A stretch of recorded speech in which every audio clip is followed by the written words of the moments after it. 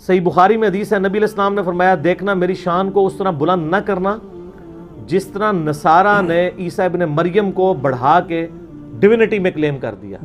مجھے اللہ کا بندہ اور اس کا رسول ہی کہنا، میں اللہ کا بندہ اور اس کا رسول ہوں، یہ نبی علیہ السلام نے فرمایا نا۔ تو میرے بھائی نبی علیہ السلام نے اپنا عقیدہ بتا دیا۔ اس مزاج میں ذرا آپ دیکھیں اس بات کو فٹ کر کے، پھر بخاری اور مسلم دونوں میں حدیث ہے، نبی علیہ السلام نے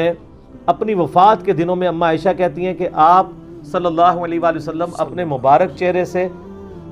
درد کی تکلیف کی وجہ سے چادر ہٹاتے تھے، پھر ایک پانی کا برتن تھا جسے گیلا ہاتھ پھیر کے اپنے جسم پہ پھیرتے تھے اور کہتے تھے لعن اللہ یہود والنصارى اتخذوا قبور انبیاء مساجدہ، اللہ کی لعنت ہو یہود و نصارہ پر جنہوں نے نبیوں کی قبروں کو سجدہ گاہ بنا لیا تھا۔ اور الموطا امام مالک میں موجود ہے، نبی علیہ السلام دعا کرتے تھے اے اللہ میری قبر کو سجدہ گاہ نہ بننے دینا۔ اور صحیح مسلم میں حدیث ہے، جندب رضی اللہ تعالیٰ عنہ کہتے ہیں نبی علیہ السلام نے 5 دن پہلے اپنی وفات کے یہ بات کہی تھی، 5 دن پہلے آپ صلی اللہ علیہ وآلہ وسلم نے 5 دن پہلے فرمایا تھا کہ دیکھنا تم سے اگلے لوگوں میں سے جب کوئی نیک بندہ مر جاتا تھا تو وہ اس کی قبر کو سجدہ گاہ بنا لیتے تھے اور اس پہ سجدے کرنا شروع کر دیتے تھے، دیکھنا تم میری قبر کو سجدہ گاہ نہ بنا۔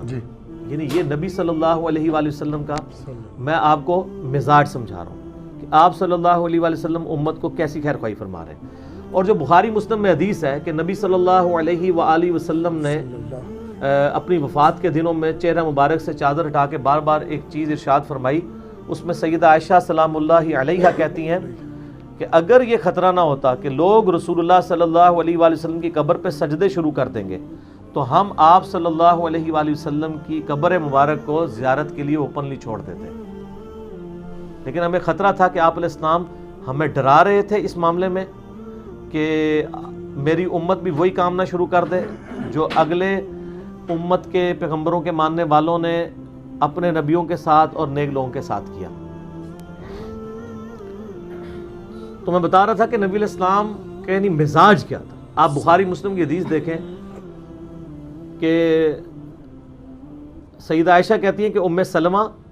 سلام اللہ علیہا اور ام حبیبہ سلام اللہ علیہا حضور کی 2 بیویاں حضور کی وفات کے دنوں میں آپس میں بات کر رہی تھی کہ جب ہم روم گئے تھے تو ہم نے وہاں پہ حبشہ میں ایک گرجا دیکھا تھا ماریا نام کا، جہاں پہ تصویریں لٹکی ہوئی تھیں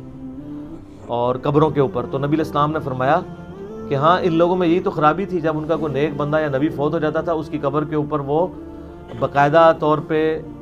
سجدہ گاہ بنا لیتے تھے، وہاں پہ تصویریں لٹکا لیتے تھے، یہ بدترین مخلوق کے طور پر قیامت دن اٹھائے جائیں گے۔ اتنی حدیثوں کو ذرا ذہن میں رکھتے ہوئے مجھے یہ بتائیں کہ المحند میں یہ جو بیٹھ کے انہوں نے یہ کہتے ہیں ہم نے قرآن سب سے زیادہ سمجھا ہے، کیا نبی علیہ السلام اس عقیدے کو انڈورس کریں گے کہ کوئی شخص کہے کہ نبی علیہ السلام کی قبر مبارک اللہ کے عرش سے اور کرسی سے اور خانہ کعبہ سے افضل ہے؟ کبھی بھی۔ آپ ایک چیز جعلی خود بناتے ہیں اور جب کوئی بندہ آپ سے پوچھتا ہے آپ کہتے ہیں جی آپ نبی کے گستاخ ہیں۔ وہی قانون جو بریلوی دیوبندیوں پہ لگاتے تھے وہ پھر ہمارے پہ لگانا شروع کر دیتے ہیں۔ گستاخ تو آپ لوگ ہیں کہ آپ نے دین میں خود سے چیزیں داخل کر دی ہیں۔ صحیح۔ پھر المحند المفند کے اندر انہوں نے لکھا ہے کہ ہم بزرگوں کے سینوں اور قبروں سے جائز طریقے سے فیض لینے کے قائل ہیں۔ یہ اسی طریقے سے ہم گٹر کے پانی سے جائز طریقے سے وضو کرنے کے قائل ہیں۔ گٹر کے پانی سے وضو نہیں ہوتا،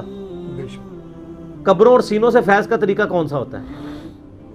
نبی علیہ السلام نے تو سینے سے کبھی فیض نہیں دیا، آپ نے جس کو پڑھایا وہ پڑھا کے فیض دیا ہے۔ یہ تو نہیں کیا کہ میرے ساتھ جفی مار تو پورا علم ٹرانسفر، کوئی صحابہ صوفہ کی ضرورت نہیں ہے۔ قبروں سے جائز طریقے سے فیض، قبر سے فیض لیا نہیں جاتا، قبر کو فیض دیا جاتا ہے کہ آپ کسی قبر پہ جا کے اس کے لیے دعا کرتے ہیں۔ یہی باتیں جب بریلوی کرتے ہیں کہتے ہیں مشرک ہیں، جب اپنے بزرگ کرتے ہیں کہتے ہیں معرفت کی بات ہے۔ تو المحند المفند لکھ کے انہوں نے امت پہ احسان کیا ہے، یہ بتائیں اس کے عقیدے کہاں قرآن و سنت سے ثابت ہے؟